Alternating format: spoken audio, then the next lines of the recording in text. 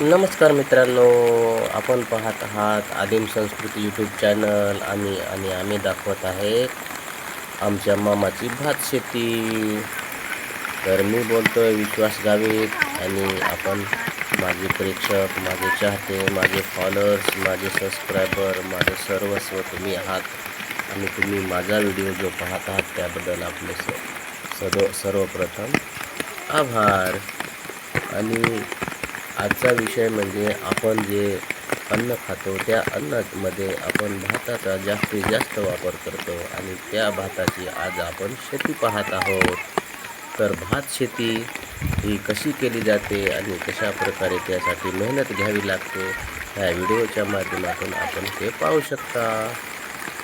आपल्याकडं नवनवीन प्रकारच्या म्हणजे नवनवीन बियाणे येत असतात. त्याच्यामध्ये या भाताचे बियाणाचे नाव आहे वाडा कोलम आणि हे वाडा कोलम आपण आज लावणार आहोत. तर तुम्ही पाहू शकता ह्या ठिकाणी चिखल तयार होत आहे भात लावण्यासाठी आणि याच्यानंतर ज्यावेळेस रोप काढणी संपेल तेव्हा ह्या ठिकाणी भात लावलं जाईल. तर इथं तुम्हाला व्हिडिओमध्ये नांगर दिसत असेल आणि त्या ठिकाणी गाळ तयार करण्याचं कार्य चालू आहे.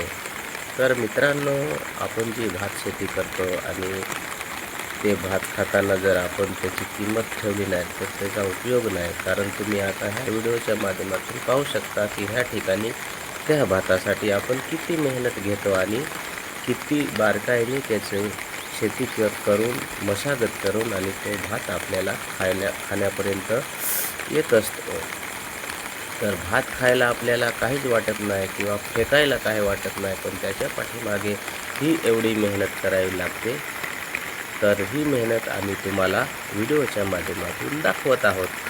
तुम्ही पाहू शकता मित्रांनो, आता हा जो नांगर चालू आहे हा जवळजवळ सकाळी 8 वाजता चालू होत आहे. तर हा 8 वाजल्यापासून तर 2 वाजेपर्यंत हा नांगर चालू राहणार आहे आणि जोपर्यंत इथं गाळ तयार होत नाही तोपर्यंत ह्या ठिकाणी चिखल तयार होत नाही तोपर्यंत रोपणी काढणीचं कार्य चालू राहील. तुम्ही पाहू शकता ह्या ठिकाणी हे मजूर वर्ग आहेत ते रोप तयार करत आहेत. म्हणजे इकडं चिखल तयार झाला की रोप पण तयार होऊन जातं आणि नंतर मग लावायला सुरुवात होते.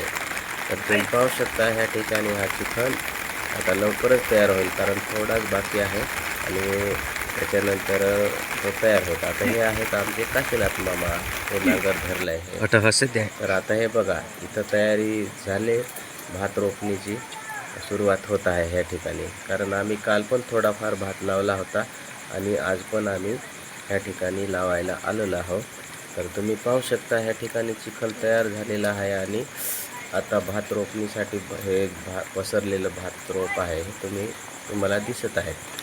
तर हे जे रोप आहे हे पसरून झालं आहे आणि त्या ठिकाणी आता आपली जी माणसं आहेत ती रोपायला सुरुवात करत आहेत.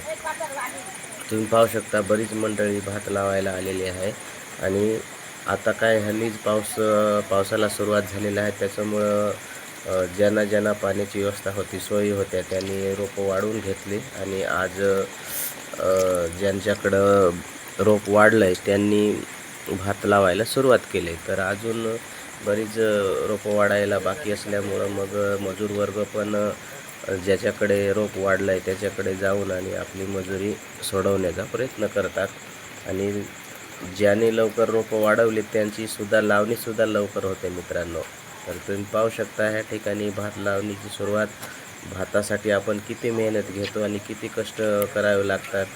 आपण भात खाताना मात्र थोडासा खातो आणि बाकीचा फेकून देतो. तसं न करता जेवढं अन्न आपल्याला लागेल तेवढंच घ्यायचं आहे मित्रांनो आणि नासधूस करायची नाही. त्याचं कारण तुम्ही हे व्हिडिओमध्ये पाहू शकता की किती मेहनत करावी लागते. तर आता एक हात संपलेले आहे, आता दुसऱ्या हातीसाठी दुसरी लाईन घेण्यासाठी हे सगळी मंडळी आता इकडं आलेली आहे. तुम्हाला मी ज्या ठिकाणी हे जे दाखवत होतो अगोदर तर त्या ठिकाणी हा म्हणजे चिखल तयार होऊन आता ही दुसरी आग चालू आहे मित्रांनो, दुसरी लाईन चालू आहे. पहिली लाईन संपलेली आहे, आता दुसरी लाईनला सुरुवात आहे. तर तुम्ही पाहू शकता किती गाळ तयार आहे आणि त्याच्यामध्ये जवळजवळ बरंच पाणी आहे. गुडघ्या एवढं समजा त्याच्यात पाणी आणि गाळ आहे. त्याच्यामध्ये आपण हे भात लावत असतो. तर व्हिडिओ आवडला मित्रांनो तर लाईक शेअर कमेंट करा, जेणेकरून तुमच्या आणि आमच्या प्रक्रिया ह्या एकमेकांना आपल्याला समजतील. आणि आपण जे माझे व्हिडिओ पाहत आहात, मला तुम्ही जे सपोर्ट करत आहात त्याबद्दल मी तुमचा खूप खूप आभार. माझे नवीन चाहते आहेत, जुने चाहते आहेत, त्यांचा मी खूप खूप आभार व्यक्त करत आहे. कारण तुमच्या कमेंटमुळं आणि तुमच्या ह्या आशीर्वादामुळं, तुमच्या सपोर्टमुळंच मी आतापर्यंत जास्तीत जास्त व्हिडिओ बनवून आणि आपल्यासमोर सादर करत आहेत मित्रांनो. तर आपल्या प्रतिक्रिया नक्की नोंदवा. तुमच्या प्रतिक्रियेची मी वाट पाहत आहे. आमच्याकडून काही चुकत असेल, काही वेगळं बोललं जात असेल तर त्याबद्दल आम्हाला क्षमा असावी. तुम्ही आम्हाला समजून घ्या. तुम्ही आम्हाला समजवण्याचा प्रयत्न करा. तुम्ही आम्हाला कमेंट करायचा प्रयत्न करा. एवढं बोलून संपवतो. धन्यवाद.